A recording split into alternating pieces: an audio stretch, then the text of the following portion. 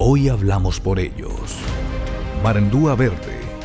Noticias, historias, datos, personajes que defienden nuestra más grande riqueza como humanidad: la naturaleza. Marandúa Verde, un espacio de responsabilidad ambiental de Marandúa Estéreo.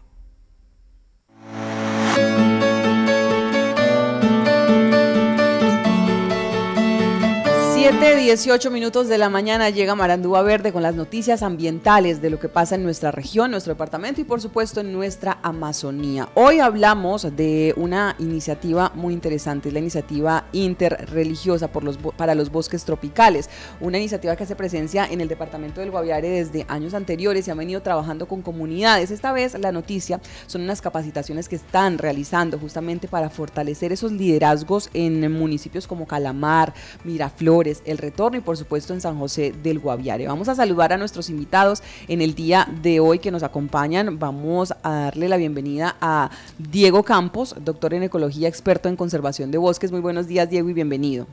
Gracias, Laura. Buenos días a los oyentes. Estamos aquí para compartir algunas visiones, algunas ideas, pero principalmente conceptos básicos que necesitamos todos saber en torno a la relación cambio climático y deforestación. También nos acompaña Carlos Augusto Lozano, asesor nacional de IRI, como se traduce la iniciativa IRI Colombia. Buenos días y bienvenido. Laura, muy buenos días, muchas gracias a todos los que nos acompañan en esta mañana. También nuestro cordial saludo.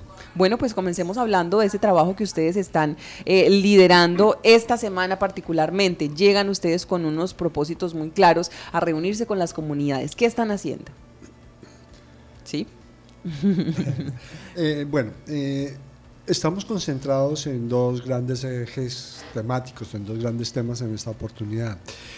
Primero, una reflexión sobre el cambio climático, la importancia de la Amazonia para adaptarnos al cambio climático. Ya como se los explicará mi colega Diego, el cambio climático llegó para quedarse, de manera que lo único que nos queda es tratar de adaptarnos, de ajustarnos a estos cambios irreversibles del cambio climático para poder sobrevivir como especie en este planeta, que es la única casa que tenemos, la única casa común.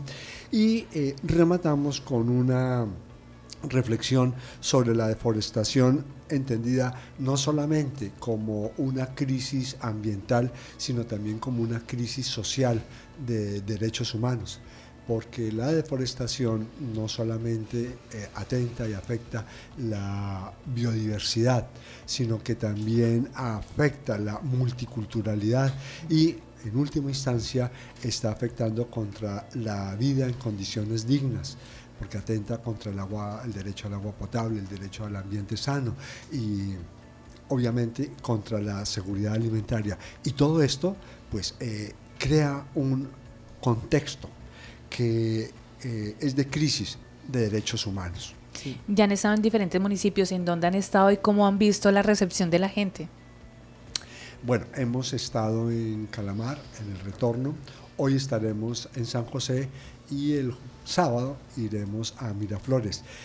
Es muy interesante porque trabajamos con líderes comunitarios, con líderes religiosos, desde luego, líderes espirituales, que son la base de nuestro esfuerzo, son la plataforma de diálogo e intercomunicación para unir este trabajo, estos esfuerzos alrededor de la protección y la defensa de la Amazonia.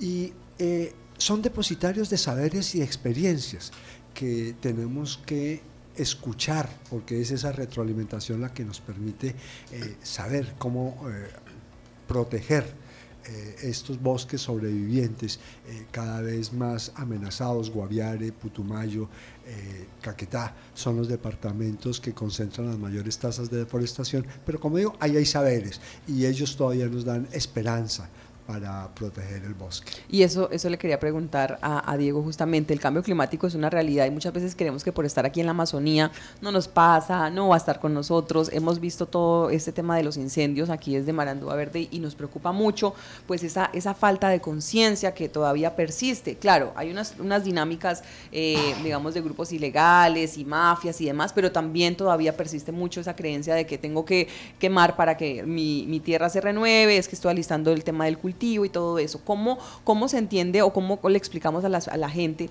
ese impacto que tienen esas prácticas en el cambio climático, en esta realidad que vivimos hoy? Sí, Laura, tenemos evidencia de aumento de temperatura promedio anual en datos de 200 años y en los últimos 50 años se ha incrementado la temperatura 1.5 grados centígrados en promedio. Si esto sigue así, en muy poco tiempo, 2030, 2050, vamos a tener 2.5 grados centígrados más. Y eso significa sequías más fuertes, es decir, quebradas secas, es decir, el agua mucho más profunda para poder obtenerla. Pero el ritmo de la deforestación no se detiene. 500 hectáreas diarias con porcentajes sumados entre estos departamentos de la Amazonía que nos preocupan a todos globalmente. Sí. O sea, los ríos aéreos, que son gracias a la cobertura vegetal, y el agua subterránea, gracias también a los árboles. Si no hay árboles, se acaba. Estamos convirtiendo selva húmeda tropical en sabanas, pobres y sin vida. Y somos naturaleza, y solo tenemos una casa común.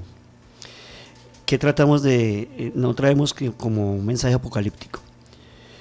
El cambio llegó, debe mitigarse, es decir, reducirse al máximo lo que lo ocasiona, que tiene que ver con tala, tiene que ver con uso de combustibles fósiles y tiene que ver con el manejo de los residuos, por ejemplo. Sí. ¿La minería también va ahí? La minería, de pronto. Por supuesto, claro, todo lo que atente, todas estas actividades que implican tumbar selva, ¿sí?, para reemplazarla por palma o para reemplazarla por pasto para ganado o para minería, atentan contra la cobertura vegetal, que es la que nos proporciona el agua, subterránea y aérea. Si no hay plantas, no hay agua, y si no hay agua, no hay vida. Pero no solo en la Amazonía. La Amazonía, con un 34% de la representación de los bosques naturales que quedan en el mundo, regula el ciclo hídrico a nivel planetario. Si no hay Amazonía, no hay agua en los páramos y entonces no hay agua para las grandes ciudades. Claro. Pero yo no solamente estoy pensando en el humano, sino en la vida, en el planeta. Sí. ¿Sí? Lo que está en juego es la existencia misma de la vida. Y el cambio climático no va a detenerse en los siguientes 100 años.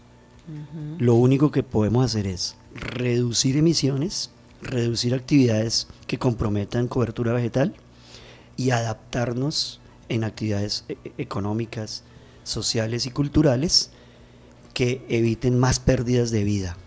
Entonces, dos ideas claras: mitigar y adaptarse.